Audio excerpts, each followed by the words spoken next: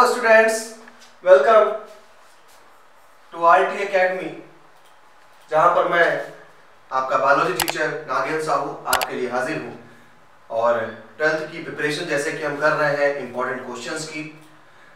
काफ़ी चैप्टर्स हमने कंप्लीट कर लिए हैं।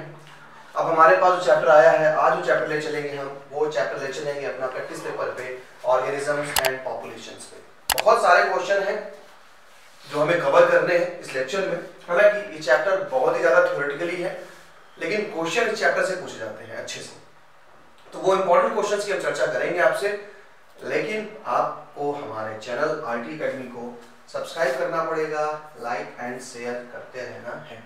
तो चलिए चालू करते हैं, टाइम बिना गंवाए। क्वेश्चंस की लाइन लगी हुई है, चैप्टर है organism and population. And 1 mark के क्वेश्चन की बात करें तो सबसे पहला क्वेश्चन है, give an example of an organism that enters diapause and why. कह रहा है कि एक एग्जांपल दीजिए ऑर्गेनिज्म का जो डाइपॉज में जाता है और क्यों जाता है। तो ये डाइपॉज है क्या? Many zooplankton in lakes and ponds enter diapause. Diapause अपनी लाइफ को एक तरीके से पॉज कर लेते हैं, कोई भी मेटाबॉलिक एक्टिविटीज नहीं करेंगे। They enter diapause to escape unfavorable environmental condition। तो जब unfavorable environmental condition आती है तो डिले overall development, ये अपने डेवलपमेंट को डिले कर देते हैं और रुक जाते हैं। Second, mention how the bears escape from stressful time in winter। देखिए ये सब एक हाइबरनेशन की बात होती है, हाइबरनेशन या एस्टिवेशन। अब कह रहा है mention how do bears escape from stressful time in winter। तो ये क्या करता है, जो हमारा बियर होता है, ये हाइबरनेशन का प्रोसेस करता है, बहुत कुछ खा पी लेता है ठंड आने से पहले, एंड फिर ये एक बर्फ में केव बनाकर उसके अंदर घुस जाता है, उसके अंदर रहता है। ये प्रोसेस है hibernation. Right the basis on which an organism occupies a space in its community natural surrounding. An organism occupies individual और species level in its community. This level is occupied on the basis of ecological level of organism, ecological hierarchy. जैसे कि individual से population बना, population से biotic community बनी और biotic community मिलकर biome बना दिए। तो ये तरीके का लेवल भी होता है हमारा कि किस लेवल पे ऑर्गेनिज्म ऑक्यूपाई करता है। Why are some organisms called as eurythermals and some are stenohaline? Eurythermal का मतलब क्या होता है? जो भी ऑर्गेनिज्म टोलरेट कर लेगा किसी चीज को, आपको वहां टर्म लगा देना है यूरी, वहां पर आपका टर्म लगेगा यूरी, अगर कुछ टोलरेट कर ले रहा है तो। और अगर नहीं टोलरेट कर पाएगा तो स्टेनो। ये चीज याद रख लीजिए, पहले ये दो प्रीफिक्स समझ लीजिए कि अगर यूरी लग रहा है तो वो टोलरेट कर लेगा, और अगर स्टेनो लग गया तो वो टोलरेट नहीं कर पाएगा। तो कह रहा organism which can tolerate and thrive in a wide range of temperature are called eurythermal. जो टेंपरेचर ज्यादा से ज्यादा टेंपरेचर में रह लेगा वो यूरीथर्मल है, और जो ज्यादा टेंपरेचर में नहीं रह पाएगा या जो भाग जाएगा वो स्टेनोथर्मल हो जाएगा।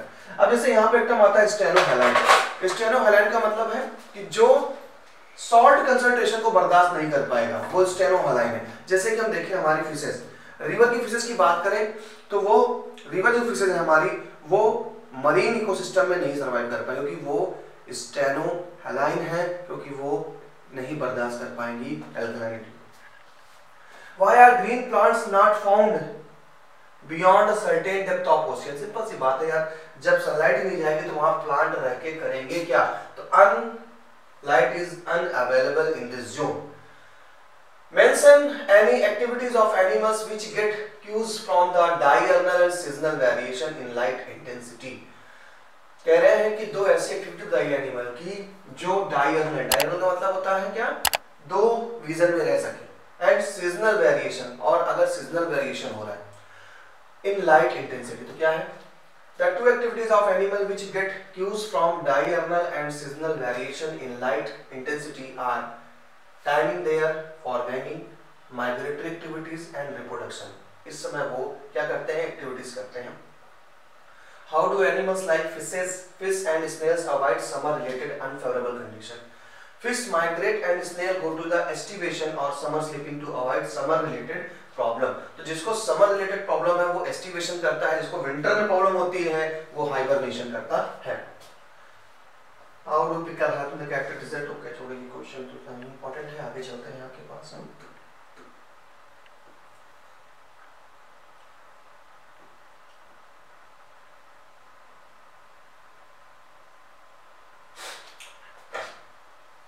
Which one of two stenothermals are, देखिए स्टेनोथर्मल और यूरिथर्मल, फिर से वही क्वेश्चन हमारे पास रिपीट होके आ रहा है, तो इसको आप अच्छे से देख लीजिए, इसको रन करने की जरूरत यहाँ पर नहीं है। एस्टिवेशन भी वही क्वेश्चन आ रहा है, why is the polar region not suitable habitat for tiny humming birds, क्यों पोलर रीजन नहीं है, because humming bird have a large surface area compared to the body volume, they tend to loss body heat very fast, और जब body loss हो जाएगी तो बचना तो उनको है नहीं, इसलिए हमिंग जो बर्ड होती है, देखिए जिसका जितना ऑर्गेनिज्म छोटा है ना उसका सरफेस एरिया बहुत होता है, जैसे अमीबा भले माइक्रोस्कोपिक है लेकिन उसका सरफेस एरिया ज्यादा है in comparison to our body, because उसके एक सिंगल सेल, और सिंगल सेल उसके डायरेक्ट एनवायरनमेंट पे इफेक्ट करता है।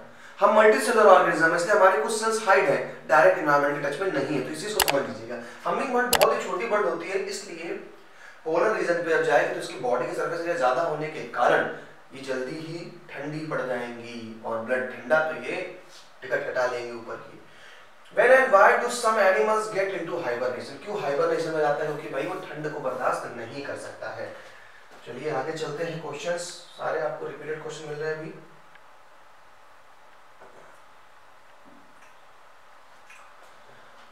एक टर्म आता है डिफाइन होम्योस्टेसिस। होम्योस्टेसिस का देखिए, होम्योस्टेसिस एक ऐसी स्टेट है जब आपकी बॉडी टेम्परेचर के लिए, आपकी बॉडी एक्सटर्नल एनवायरनमेंट कंडीशन को बर्दाश्त करने के लिए जो मैकेनिज्म चलाती है, आप उस पूरे प्रोसेस को होम्योस्टेसिस कहते हैं। जैसे अगर अभी ठंड बहुत है लेकिन आप मर तो नहीं गए, आपकी बॉडी के अभी टेम्परेचर 37 डिग्री सेल्सियस ही है, यानी आपकी बॉडी अपने मेंटेन कर रही है टेम्परेचर को, बाहर जो भी ठंड है, ये क्या है, ये होम्योस्टेसिस है। क्लियर?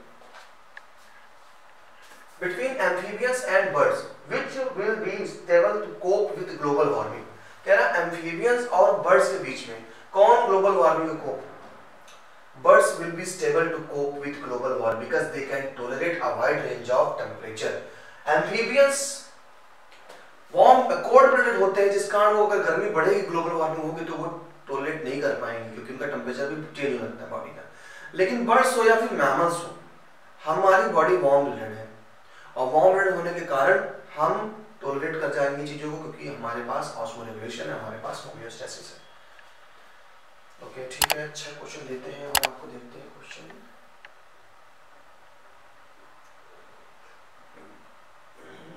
कोई सा अच्छा क्वेश्चन, एक क्वेश्चन यहाँ पे अच्छा।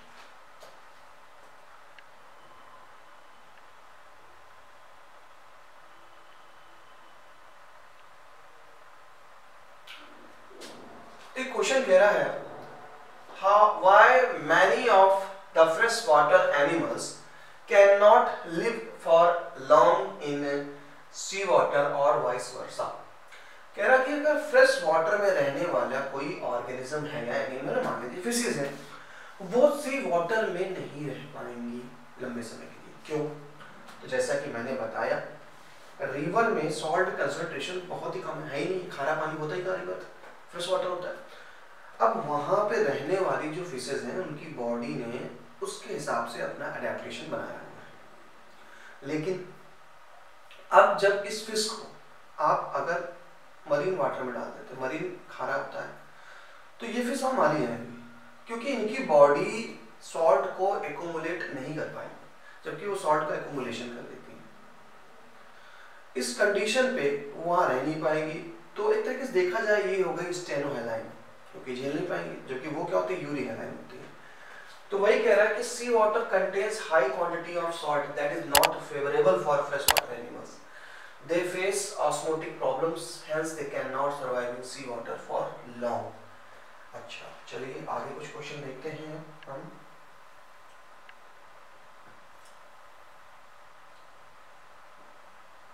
क्वेश्चन कह रहा है explain the response of all communities to environment over time. Response of communities to environment. Some organisms maintain homeostasis, physiological behavior. The internal environment in majority of animals and nearly all plants change with the change of the external environment. Conformers बोलते हैं। Some organisms have their habitat temporary during unfavorable condition and return back in the condition. Migration बोलते हैं। इस point को मैं टिक कर देता हूँ, एक पॉइंट आपका ये टिक हो जाएगा। रेगुलेटर्स, एक पॉइंट जाएगा कन्फॉर्मर्स, क्योंकि इस पे क्वेश्चन अभी आएगा, एक होगा माइग्रेशन वाले भाई साहब। देखिए क्या है, कह रहे हैं कि कम्युनिटी का कोई भी ऑर्गेनिज्म इन्वायरमेंट के प्रति कैसा कैसा रिस्पॉन्स देता है। तो इन्वायरमेंट के बिहाफ पे जो रिस्पॉन्स दिया जा रहा है वो रिस्पॉन्स आप इस तरीके से सकते हैं। ये एक कि वो ऑर्गेनिज्म मेंटेन करेगा अपनी बॉडी के टेम्परेचर या होम्योस्टैसिस को, तो उससे बोल दिया रेगुलेटर्स, रेगुलेट कर लेगा। ठंड पड़ रही है तो बॉडी टेम्परेचर बढ़िया रहेगा, ज्यादा गर्मी पड़ रही है तो ठंडा रखेगा बॉडी को, रेगुलेटर हो गई। कुछ ऑर्गेनिज्म रेगुलेटर्स होते हैं, कुछ वो होते हैं जो कि चेंज हुआ बाहर का टेम्परेचर तो अंदर भी चेंज होगा टेम्परेचर, यानी कोल्ड ब्लडेड एनिमल्स की बात कर रहा, उसे कन्फॉर्मर्स बोलेंगे। और जो टेम्परेचर चेंज हुआ वो भाग खड़े हुए वहां से, जैसे इंडिया में बहुत सारी बर्ड्स दूसरे देशों की आ रही हैं, साइबेरियन बर्ड्स आ रही हैं, तो क्या कर रही है वो माइग्रेट कर रही है वहां से। तो तीसरा ये भी एक तरीका है कि आप अगर टेम्परेचर मेंटेन नहीं कर पा रहे हैं तो भाई भाग खड़े हुई वहां से, तो इसके लिए हमने टर्म यूज कर लिया migration. Some organism suspend their metabolic activity, ये भी हमने देखा है एस्टिवेशन टर्म, कि जो अपनी एक्टिविटीज को रोक ही लेते हैं, है ना।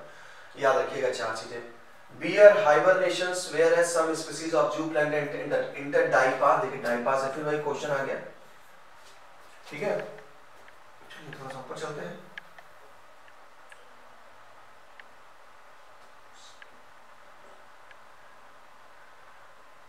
ओके, आपके लिए और अच्छे questions. State a constant internal beneficial, graph अच्छा है। चलिए ये क्वेश्चंस अच्छे हैं।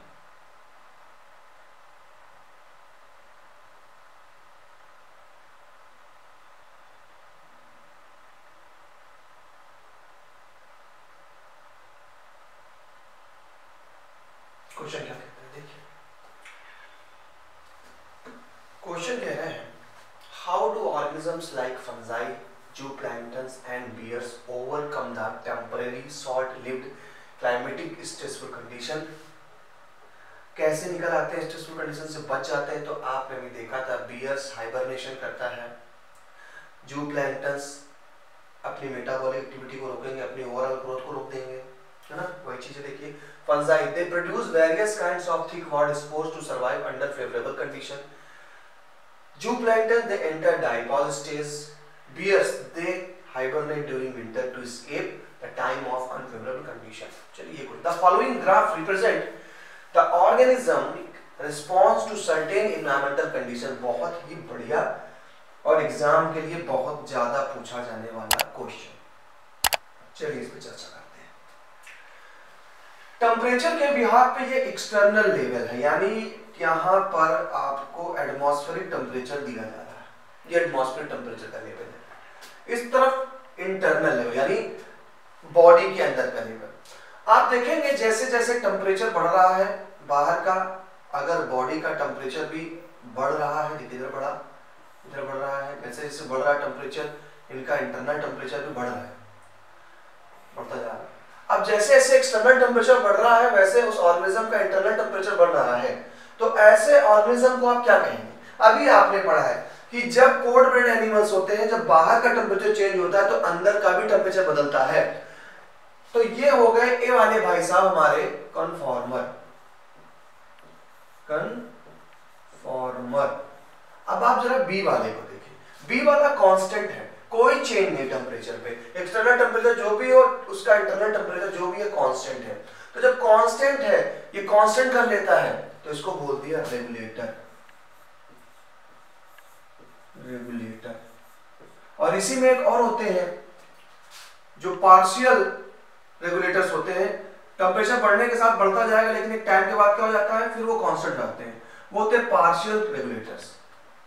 ठीक है, कह रहा विच वन ऑफ द ए और बी डिपिक्ट्स कन्फॉर्मर्स, तो कन्फॉर्मर्स ए है। Why? What does the other line graph depict? Other line B regulators को डिपिक्ट कर रहा है। How do these organisms differ from each other? तो होम्योस्टैसिस का भी आप देखेंगे तो देयर यानी कन्फॉर्मर का टेम्परेचर, अभी आंसर लाता हूं उसको, पहले क्वेश्चन देखिए, mention the category to which human belong. तो ह्यूमन हमारा रेगुलेटर यानी बी में आएगा। चलिए इसके आंसर को देख लेते हैं। ये आपके पास इसका आंसर सॉल्व करने के लिए, डन करने के लिए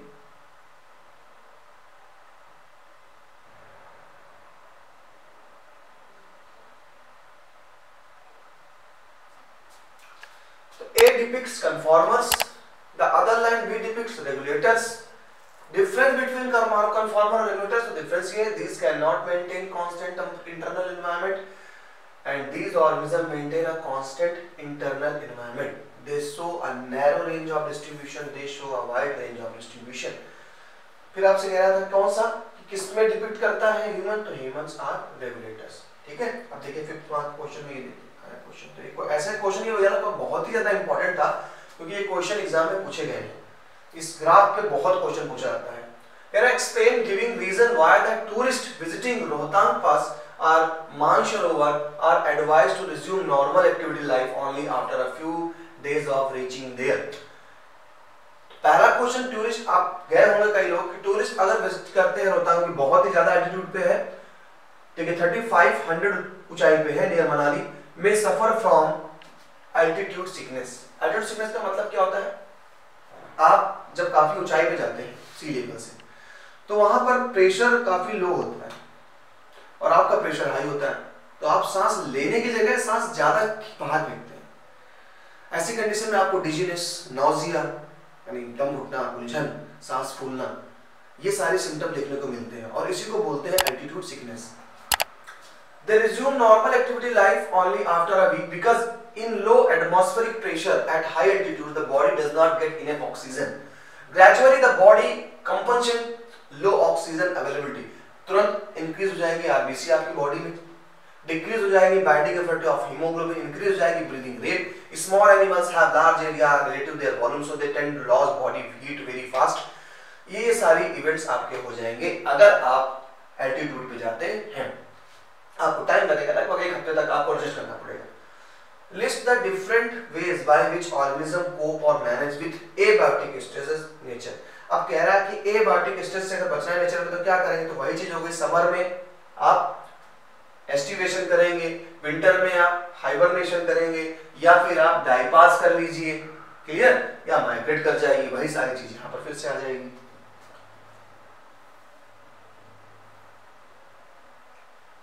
और अच्छे क्वेश्चंस आपके लिए ढूंढता हूँ। ओके चलिए गॉस के कुछ थ्योरम पे आ जाते हैं।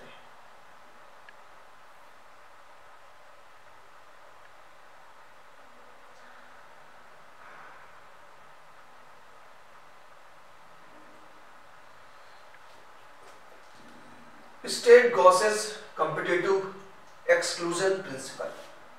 साइंटिस्ट गॉस ने दो कॉम्पिटिटर के बीच एक प्रिंसिपल बनाया था। क्या था principle? Gause's competitive exclusion principle state that two competing species for same source, यानी कोई दो स्पीसीज है ए एंड बी, लेकिन दोनों का सोर्स यानी जो खाना है वो एक ही है। इनका भी खाना यही है, इनका भी खाना यही है, दोनों खाना एक ही है। कैन नॉट कोएग्जिस्ट, वो एक साथ एग्जिस्ट नहीं कर पाएंगे। बात कुछ पते की है, अगर दो स्पीसीज है डिफरेंट और दोनों ही एक ही सोर्स को खा रहे हैं तो सिंपल सी बात है खाना तो खत्म हो जाएगा, इसलिए किसी न किसी एक को एलिमिनेट करना पड़ेगा वहां पर, तो साथ में कोएग्जिस्ट नहीं करेंगे। गॉस कहते थे if all other ecological factors are constant, सारे इकोलॉजिकल फैक्टर कांस्टेंट रखे जाए तो दोनों साथ में नहीं रह पाएंगे, एक को जाना पड़ेगा। Right, what do phytophagous insect feed on? Phytophagous insect feed on SAP and other parts of plant. SAP क्या है? तो प्लांट के सेल में जो लिक्विड भरा है या टिश्यूज में जो लिक्विड भरा है डिसॉल्व, जिसमें खाना भी है, उसे सैप बोलते हैं। तो ये जो फाइटोफैगस है इस प्लांट के सैप को खाते हैं। What is the interaction called between Cuscuta and soy flower bus? So the interconnection between Cuscuta and soy flower bus is called parasitism. Here Cuscuta is the parasite which infects the soy flower bus and derives nutrition from it. तो Cuscuta यानी कि अमर bell नाम से famous है, एक तरीके का parasitic plant है। ये जिस प्लांट पे चले जाते हैं उसके प्लांट पे उसका फूड एब्जॉर्ब करने लगते हैं, जिसका प्लांट धीरे धीरे धीरे धीरे सूख जाता है। तो ये कस्कटा जी है, पैरासिटिक मोड ऑफ न्यूट्रिशन है। What is the interaction called when a orchid grows on a mango plant? देखिए orchid growing on the branch of the mango tree is epiphyte. Epiphytes are plants growing on the other plant which, तो ये epiphytes वाला point याद रखिएगा, यहां से भी question आ सकता है। तो epiphytes are plant growing on the other plants which however do not derive nutrition from them। कभी भी एपिफाइट जो प्लांट होते हैं पैरासिटिक प्लांट नहीं होते हैं, ये केवल सपोर्ट लेके रहते हैं। एटमॉस्फेयर की एयर से ये मॉइस्चर से ये एयर अपना वाटर ले लेते हैं और जिंदा रहते हैं, नुकसान नहीं पहुंचाते प्लांट्स को। Do not derive nutrition from them, hence the relationship between a mango tree and orchid example of commensalism. Okay, mention the unique feature with respect to the flowering and fruiting mango species. Okay, चलिए आगे question पे आते हैं। अब एक question बड़ा ही अच्छा आया है आपके लिए, एक लेवल का क्वेश्चन है।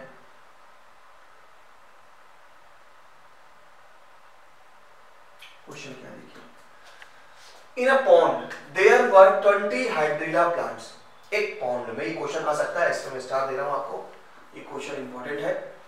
In a pond there were 20 hydrilla plants, through reproduction 10 new hydrilla plants were added, यानी कि एक तरीके का ये हो गया हमारा birth rate. Calculate the birth rate of the population, ठीक है, कैलकुलेट करते हैं।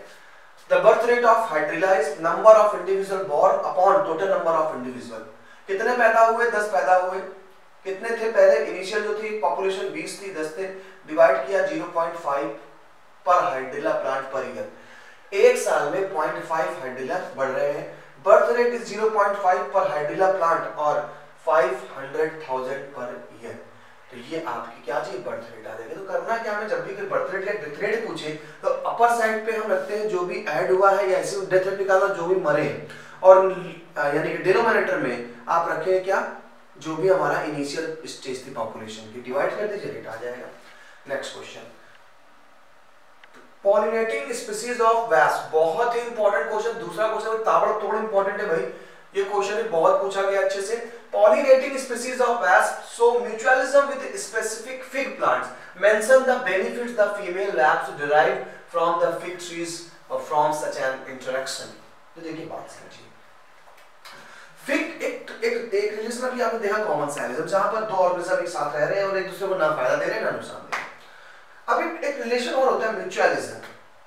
म्यूचुअलिज्म में क्या होगा कि जैसे कि एक ऑर्गेनिज्म दूसरे ऑर्गेनिज्म के साथ है, दोनों एक दूसरे को बेनिफिट दे रहे हैं, और अगर कोई एक एलिमिनेट कर जाएगा पॉपुलेशन से, दूसरा भी खत्म हो जाएगा। ऐसा ही कुछ रिश्ता वैस्प में और फिग प्लांट में है। तो फिग यानी कि अंजीर, फिग के अंदर हमारा एक वैप रहता है, उसके फ्लावरिंग स्ट्रक्चर कुछ ऐसा होता है कि वो अपना फिग एग लेइंग करता है वहां से, और जब फिग एग लेइंग करता है तो बाहर निकलता है तो उसके पॉलन के उस फिग के बॉडी में लग जाते हैं वैप्स। अब वो वैप्स जाएगी दूसरे फ्लावर पे जाएगी, वहां पॉलिनेशन करेगी, तो वैप्स ही वहां पॉलिनेशन कर सकती है और कोई इंसेक्ट नहीं कर सकता। तो आपका जो फिग है वो वैप्स पे डिपेंडेंट है, और जो वैप्स है केवल फिग फ्लावर पे ही अपने एग लेइंग करती है। तो दोनों एक दूसरे के साथ म्यूचुअल अंडरस्टैंडिंग पे है। वही जो बताया जा रहा है, the wasps uses the ovary for oviposition, it also uses the developing seeds of the fruit to nourish to its larva. Why are cattle and goats not seen browsing on calotropis growing in the field? देखिए calotropis का मतलब होता है मदार। आपने देखे होंगे plant जो road side में होते हैं, और उस calotropis में आप मारे कुछ तो उससे मिल्क जैसा निकलता है ना, लेटेक्स जैसा। तो कह रहा है क्यों नहीं खाती? क्योंकि उसने अपने अंदर एक केमिकल बनाया हुआ, एक तरीके से प्रोटेक्शन, पैरासिटिज्म से बचना चाह रहा है, प्रीडेशन से बचना चाह रहा है, वही बताएंगे। तो calotropis plant produces poisonous cardiac glycosides. Cardiac glycosides, therefore cattle or goat do not graze these plants. जैसे खा लेंगे तो हार्ट बीट बढ़ जाएगी। Okay. फिर देखिए, if 8 individuals in the laboratory population of active fruit flies died, अब देखिए डेथ रेट पूछ लिया, 80 मर गई हैं। If 8 individuals in a laboratory population of active fruit fly died in a week, then the would be death rate. Death rate निकालने के लिए आप सबसे पहले क्या रखा? सबसे पहले आपने नंबर ऑफ इंडिविजुअल डाइड किया, कौन मर गए थे भाई? 8 मर गए थे। कितने में से मर गए थे?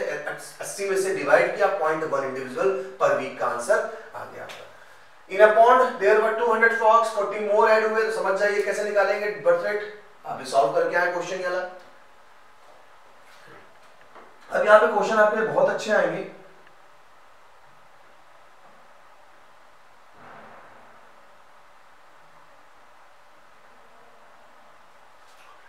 Why do predators avoid eating monarch butterfly How does the butterfly develop these protective features? तो predators avoid the monarch butterfly as it is highly distasteful to its predators. Because of a special chemical present in the body, it acquires this chemical during the caterpillar stage by feeding on a poisonous weed. Poisonous weed खाती है ये, जिस कारण उनकी body में chemical ऐसा आता है कि उसके खाने पर जो प्रेडेटर है वह टेस्ट बिगड़ जाता है। तो इसी तरीके से एक तरीके से अपना प्रोटेक्शन किया है प्रेडेशन से। Comment on the interaction between the clownfish living among the tentacles of a sea anemone. So the interaction between a clownfish living among the tentacles of the sea anemone is called commensalism. कोई नुकसान नहीं, कोई बहुत ज्यादा फायदा नहीं।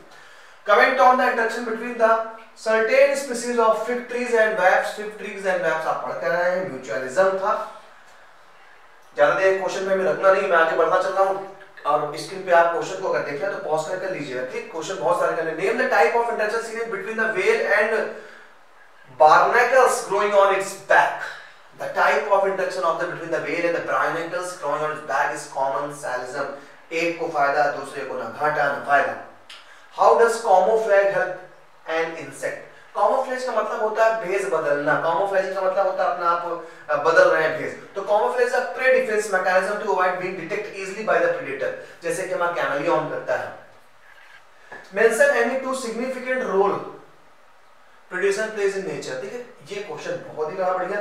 Predation दुनिया मानती है खराब, भाई शेर हिरन को खा रहा है, प्रेडेशन कर रहा है, खराब होगा, लेकिन उसके कुछ बेनिफिट रोल भी है। क्या बेनिफिट रोल है? पहला बेनिफिट रोल कहता है keep prey population under control. Prey की पॉपुलेशन कंट्रोल रहेगी। अगर शेर नहीं होंगे तो हमारे डियर्स तबाही मचा देंगे, तो इनके पॉपुलेशन को कंट्रोल करता है प्रेडेशन। दूसरा काम क्या करना, they help in the maintaining species diversity in the community by reducing the intensity of competition.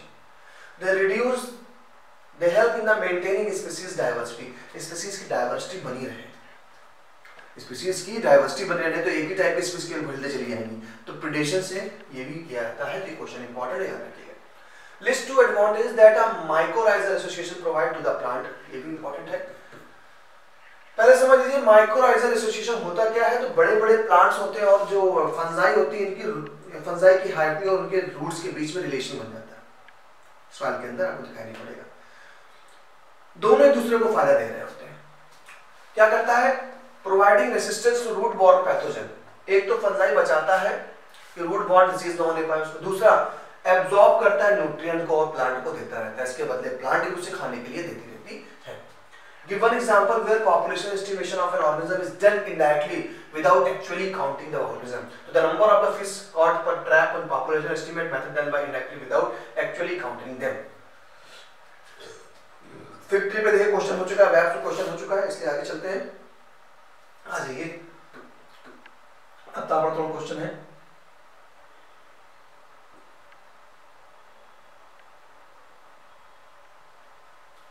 क्या कहता है question? Construct an age pyramid which reflects an expanding growth status of human population. तो the age pyramid geometrically represent है the proportion of the different age group। Three type के age group होते हैं, बताते हैं आपको। प्री रिप्रोडक्टिव, रिप्रोडक्टिव और post reproductive. Pre reproductive क्या है? आप अभी प्री रिप्रोडक्टिव, आप आगे भविष्य में रिप्रोडक्शन करेंगे, ये प्री रिप्रोडक्टिव हो गए।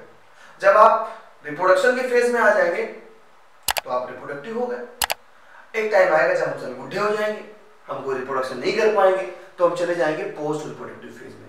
यानी तीन हमें एज ग्रुप्स मिलते हैं किसी पॉपुलेशन में, pre reproductive, reproductive and post reproductive. Okay, अब अगर इनको सेका जाए, एक सेक दिया जा रहा है, ये देखिए प्री रिप्रोडक्टिव अगर ज्यादा होंगे तो सिंपल सी बात है ये पॉपुलेशन ज्यादा बढ़ेगी, क्योंकि बच्चे अगर ज्यादा है तो सिंपल सी बात है यार उनसे रिप्रोडक्शन भी ज्यादा होगा। तो यहाँ देखिए जब भी अगर आपको प्री रिप्रोडक्टिव ज्यादा दिख रहे हैं तो ऐसा जो पिरामिड होता है उसे बोलते हैं एक्सपैंडिंग पिरामिड। किसी में इक्वल होगा यानी कि ऐसे बना होगा, तो इस पे आप बोलेंगे क्या? स्टेबल पॉपुलेशन है, स्टेबल। ये ग्रोइंग पॉपुलेशन, ग्रो अच्छा होगा, ग्रोथ अच्छी होगी, यहाँ पॉपुलेशन ज्यादा अच्छी होगी, स्टेबल होगी जब बराबर है प्री रिप्रोडक्टिव रिप्रोडक्टिव। और जब प्री रिप्रोडक्टिव कम हो जाए और रिप्रोडक्टिव ऐसे रहे सीन तो उल्टा हो गया। अब ये क्या हो जाएगा? ये स्टेबल नहीं होगा, ये डिस्ट्रक्टिव हो जाएगा। तो थ्री टाइप के आपको एज पिरामिड्स मिलते हैं, एक्सपैंडिंग, स्टेबल एंड डिक्लाइन। तीन टाइप की पिरामिड्स, ये भी क्वेश्चन इंपॉर्टेंट है पिरामिड्स पे। नेक्स्ट आ जाइए, construct an age pyramid which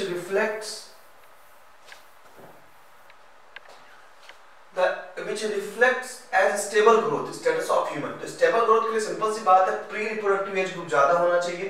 then देखिए बराबर, तो सिंपल सा वही पहला वाला ग्राफ आप बन जाएगा, क्योंकि स्टेबल करना है आपको, तो स्टेबल में ये हो जाएगा मेल से प्री रिप्रोडक्टिव, रिप्रोडक्टिव क्या है सेम जा रहा है, ये स्टेबल है। अभी ये प्री रिप्रोडक्टिव यहां हो जाता और रिप्रोडक्टिव इतना रहता, तो आप बोलते हैं ये क्या है, ग्रोइंग है। डिफरेंस बिटवीन द कॉमन साइलिज्म और एंड म्यूचुअलिज्म, ये हम पढ़ चुके हैं। कॉमन साइलिज्म और म्यूचुअलिज्म में बहुत सारे क्वेश्चन हमने देख लिए हैं। नया क्वेश्चन देखते हैं,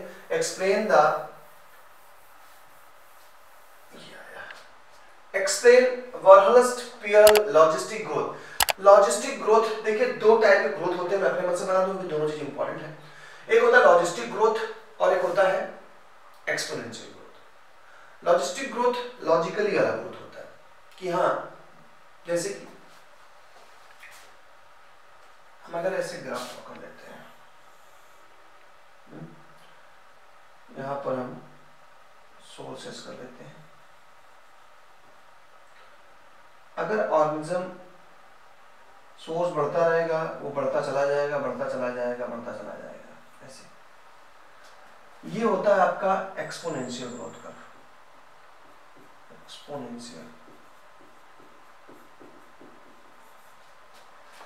इसी को जे शेप ग्रोथ कर्व भी कहते हैं। दूसरा एक कर्व क्या होता है ग्रोथ का, वो सोर्स के साथ तो बढ़ेगा लेकिन एक टाइम के बाद स्टेबल हो जाएगा। दो तरीके की ग्रोथ होती है। अगर कहा जाता है सोर्स फुलफिल है, ये माना गया अगर किसी ऑर्गेनिज्म के लिए वहां पर सोर्स फुलफिल है, मतलब कि आप खत्म नहीं कर सकते सोर्स को, तो जैसे जैसे सोर्स बढ़ता रहेगा पॉपुलेशन बढ़ती चली जाएगी, बढ़ती चली जाएगी। हालांकि ऐसा होता नहीं है, लेकिन एक माना गया है कि अगर कोई भी सोर्स उसके लिए कम ना पड़े तो वो जे शेप कर्व बनाएगा। लेकिन कुछ ऐसे ऑर्गेनिज्म हैं जो सोर्स के साथ बढ़ते तो हैं लेकिन एक टाइम के बाद स्टेबल कर लेते हैं अपनी पॉपुलेशन को, बढ़ते नहीं चले आते हैं, उसे हम बोलते हैं क्या, सिग्मॉइड ग्रोथ कर्व। दो टाइप ग्रोथ कर्व, इसे एस ग्रोथ कर्व भी कहते हैं, सिग्मॉइड कहते हैं, ये जे शेप होता है। यही हमारा सिग्मॉइड लॉजिकल होता है। क्यों कहा गया कि किसी भी नेचर में ऐसा नहीं कि रिसोर्सेज आपको फुलफिल मिलेंगे, एक ना एक दिन तो रिसोर्सेज खत्म हो जाएंगे। जब रिसोर्सेज खत्म हो जाएंगे तो एक टर्म लगा देते हैं हम लोग, कैरिंग कैपेसिटी। एक जंगल में हिरण की 100 लोग हैं हिरण, ये 100 से 150 हुए, 200 हुए, 300 हुए। अब एक टाइम तो ऐसा आएगा कि जब पॉपुलेशन बढ़ती चली गई तो ओवर ग्रेजिंग से घासें खत्म हो जाएंगी, तब क्या होगा, पॉपुलेशन गिरना चालू हो जाएगी। यानी एक टाइम के बाद तो बढ़ तो नहीं लेकिन फिर बाद में स्टेबल हो जाएंगे। इसको बोल दिया सिग्मॉइड या लॉजिकल। हाँ लॉजिक लगता है, तो प्रकृति भी कहती है कि भाई मेरी झेलने की क्षमता है, उसके बाद हम झेल नहीं पाएंगे आप। इसे झेलने की क्षमता को इंग्लिश में बोला गया कैरिंग कैपेसिटी। तो कैरिंग कैपेसिटी के लिए हम के टर्म यूज करते हैं। तो नॉर्मल जो ग्रोथ होती है उसके लिए होता है dn/dt=r, नॉर्मल के लिए जो एक्सपोनेंशियल है, बढ़ती चली जा रही है। लेकिन जब इसमें कैरिंग कैपेसिटी लग जाती है यानी k-n/k, जब ये कैरिंग कैपेसिटी लग जाती है तो फिर वो लॉजिस्टिक हो जाती है कि लॉजिकल ग्रोथ ऐसी होगी, क्योंकि नेचर में सोर्सेज ऐसा नहीं है कभी खत्म नहीं होंगे। नेचर भी अपनी कैपेसिटी है, नेचर की भी एक क्षमता झेलने की, उसके बाद वो झेल नहीं पाती। तो the population growing in a habitat with limited resources initially shows a lag phase followed by the exponential phase and finally a decline or stationary phase. When the growth or density of population reaches the carrying capacity is called Verhulst-Peer या logistic growth. It can be explained by following equation: dn/dt=Rn multiplied by k-n/k, where n population density at time p, r intrinsic rate of natural increases, k carrying capacity. चलिए, explain the measure of the regional count of prokaryotic species. How does the monarch, तो हो ही गया है question. आगे चलते हैं जरा, चलिए इस क्वेश्चन पे भी आ जाते हैं। अच्छा क्वेश्चन है।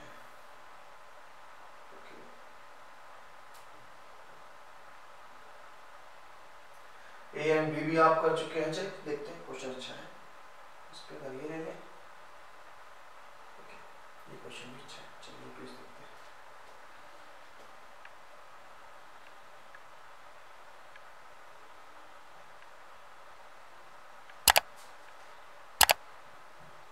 देखिए question, write the name given to the each of these age pyramids. अभी एज पिरामिड देख के आए हैं। प्री रिप्रोडक्टिव ऑर्गेनिजम्स, देखो यहाँ पर ज़्यादा है तो एक्सपैंडिंग हो जाएगा, बढ़ेगी पॉपुलेशन। बी है तो स्टेबल है। सी है देखिए हमने कहा था डिक्लाइन हो जाएगा। तीनों चीज के नाम है, A expanding, B stable, C decline. Okay, अब दूसरा क्वेश्चन, mention the one which is ideal for human. तो one which is ideal for human, तो stable population preferred, it is beneficial for survival and better living of the human population में ये होना चाहिए। Okay, Why is predation required a community of different organism? तो predation क्यों? अभी आपने पढ़ा है कि prey के क्वांटिटी को बैलेंस करता है। Act as a conduit for energy transfer across trophic level. Trophic level हर एक स्टेप जो ऑर्गेनिज्म का है वो एक ट्रॉफिक लेवल है। कोई ना कोई किसी का खाना है तो एनर्जी पास करने के लिए प्रेडेशन होना जरूरी है। Keep the prey population under control. Prey की पॉपुलेशन को कंट्रोल करने के लिए भी जरूरी है। Helps in maintaining species diversity in a community by reducing the intensity of competition, and biological control of pests is based on the predation. Study the population growth curve in the graph given below. देखिए question दिया है graph पे, अब आप अगर graph को ध्यान से देखें तो अभी हमने एक क्वेश्चन सॉल्व किया इस पे। K is carrying capacity, यहाँ पर K डिफाइन करता है क्या? Carrying capacity. जो कैरिंग कैपेसिटी को मान के चलता है, अभी आपने देखा एस से सिग्मॉइड कर्व, यानी बी क्या था हमारा?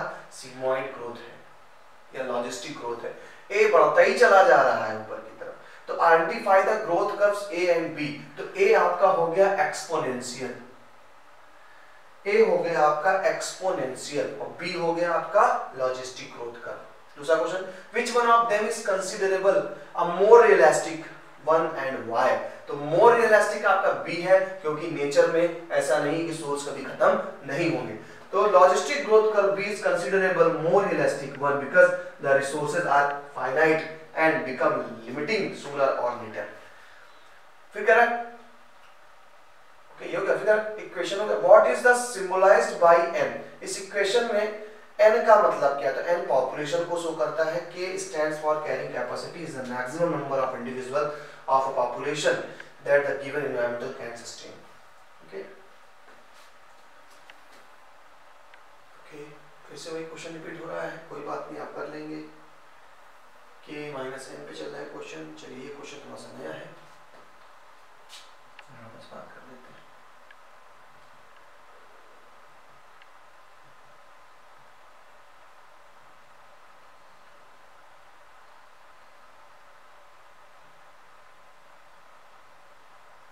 क्या कहते हैं इस क्वेश्चन में? Explain the equation N T plus 1 is equal to N T plus B plus 1 and D minus E. तो बी के साथ यहां पर आ जाएगा आई से इमिग्रेशन, ये आई है, डी है, ई है। On the basis of the flow chart given below. Flow chart आपने समझिए क्या है, देखिए nt plus 1 is equal to nt, b means birth rate, I immigration, death rate, immigration, ये है क्या? समझिए जरा, देखिए एक चीज समझिए, ये एक आबादी, एक पॉपुलेशन की फॉर्मूला है nt plus 1, यानी एक समय के बाद तो एक पॉपुलेशन कैसे होगी? तो पॉपुलेशन को अफेक्ट ये चार चीजें करती हैं। नेटेलिटी, 100 लोगों में 10 लोग और पैदा हो गए, पॉपुलेशन अफेक्टेड होगी। मोर्टेलिटी, 100 में 10 मर गए, पॉपुलेशन अफेक्टेड होगी। इमिग्रेशन, माइग्रेशन के दो पार्ट हैं, इमिग्रेशन, एमिग्रेशन। इमिग्रेशन मतलब कोई एंटर कर रहा है। अब अगर हम इस समय राजस्थान की जो लेक है, उस लेक पे अगर साइबेरियन बर्ड्स आए नहीं हैं तो यहाँ की पॉपुलेशन बढ़ जाएगी, तो इसको क्या बोलेंगे? इमिग्रेशन। अब साइबेरियन बर्ड जहां से आ रही है वहां पर पॉपुलेशन कम हो गई होगी, वो हो गया इमिग्रेशन। क्लियर? तो अगर पॉपुलेशन बढ़ रही है तो कौन बढ़ाएगा? नेटिलिटी बढ़ा रहा है और इमिग्रेशन पॉपुलेशन को बढ़ा देगा। इमिग्रेशन नंबर ऑफ ऑर्गेनिज्म कम कर देगा और मोर्टेलिटी भी नंबर ऑफ ऑर्गेनिज्म कम कर देगी। तो हमने क्या किया, बर्थ रेट को इमिग्रेशन को एक साथ रख दिया, डेथ रेट उससे करके माइनस कर दिया, जो निकलेगा वो हमारी क्या होती है, पॉपुलेशन की फार्मूला बनेगा। तो nt + 1 = nt + b + 1 - d - e। चलिए आगे चलते हैं क्वेश्चन पे।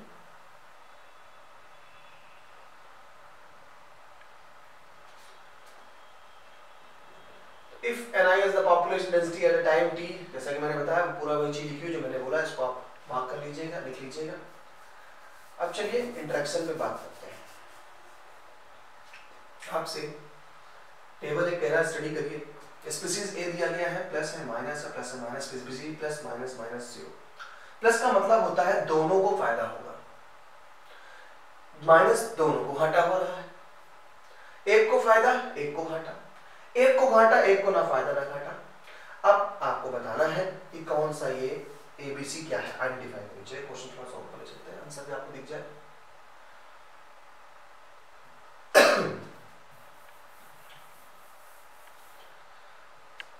तो अगर किसी इंसान में दोनों को फायदा हो रहा है, जैसे फिग को और वेब्स को, म्यूचुअलिज्म, यहां पर म्यूचुअलिज्म हो गया, दोनों को ही घाटा हो रहा है। घाटा कंपटीशन में होता है, कंपटीशन ना हम करेंगे कुछ ना तुम्हें करने देंगे, दोनों घाटा हुआ तो यहां पर भी बन जाएगा कंपटीशन। एक को फायदा एक को घाटा, शेर ने हिरण को खाया, शेर को फायदा हिरण तो गई, ये हो जाएगा प्रीडेशन। एक को घाटा दूसरे वाले कुछ भी नहीं है, ये हो जाएगा एमेंसालिज्म। एक को घाटा हो रहा दूसरे को कुछ नहीं हो रहा, एमेंसालिज्म। और एक को कुछ नहीं हो रहा दूसरे को फायदा अगर हो रहा है, यानी कि एक को कुछ नहीं दूसरे को फायदा हो रहा, तो ये बन जाएगा कॉमनसालिज्म। ओके, फिर म्यूचुअलिज्म की डिफिनेशन आपकी, कंपटीशन की डिफिनेशन आपकी पूछी गई है, यहाँ सर आपको कंपटीशन का दिया गया है। नेक्स्ट क्वेश्चन की तरफ बढ़ते हैं, थोड़ा और खतरनाक क्वेश्चंस। कैरिंग कैपेसिटी पे देखिए क्वेश्चन है, फिर से वही क्वेश्चन रिपीट कर रहे हैं। अब सारे क्वेश्चन आपको रिपीटेटिव मिलेंगे, क्योंकि काफी क्वेश्चन लोगों ने देख लिए हैं, इसलिए अब क्वेश्चन आपको रिपीट करके ही मिलेंगे, जैसा कि आप चाहे देखें। ज़्यादा एक्सप्लेन लॉजिस्टिक ग्रोथ कर्व आ गया, अभी पढ़ के आप लॉजिस्टिक ग्रोथ हो गया कि कैरिंग कैपेसिटी थी। ठीक है, चलिए आगे चलिए। कैरिंग कैपेसिटी का फॉर्मूला देखिए, d/dt = Rn, अभी पढ़ के हम लोग गए हैं। ये कि हमारी क्या होती है, लॉजिस्टिक ग्रोथ कर्व का फॉर्मूला होता है। Then why are herbivores considered similar to predator in the ecological concept? तो herbivores को predator क्यों कहा गया है? herbivores भी घास को चल रहा है, तो भैया घास को खा रहे हो, घास में तो लिविंग ऑर्गेनिज्म है, इसलिए herbivores को भी रखा गया है predators में। Differentiate between the following interspecific interaction in a population, mutualism and competition में डिफरेंस बताना है, कॉमनसालिज्म और एमेंसालिज्म में। तो देखिए पहले herbivores feed on plants, they are considered as predator because they also transfer energy across the trophic levels. Beside this, they also keep the population of their prey under control. For example, when the prickly pear cactus was introduced in Australia in early 1920, they spread rapidly, causing havoc. Their population was controlled by introducing cactus feeding predators, a moth. ठीक है, आगे चलिए, कुछ differences हैं।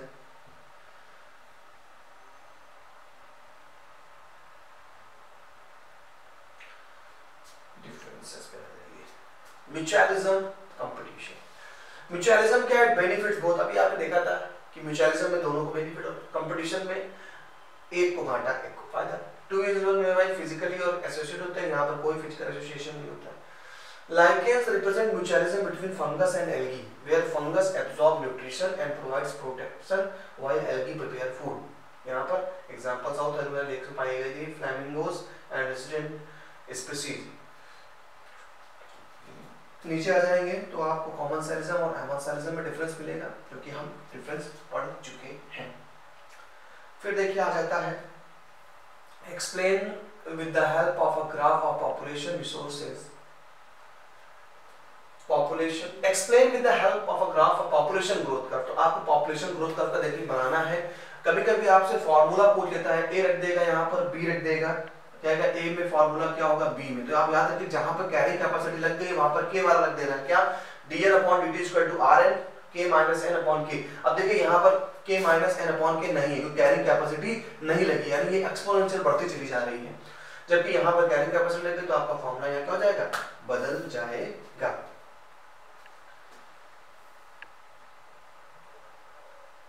Okay, थोड़ी बहुत theory देख लीजिए। आखिरी क्वेश्चन हमारा ये, हमने कई सारे क्वेश्चन देख डाले इसके।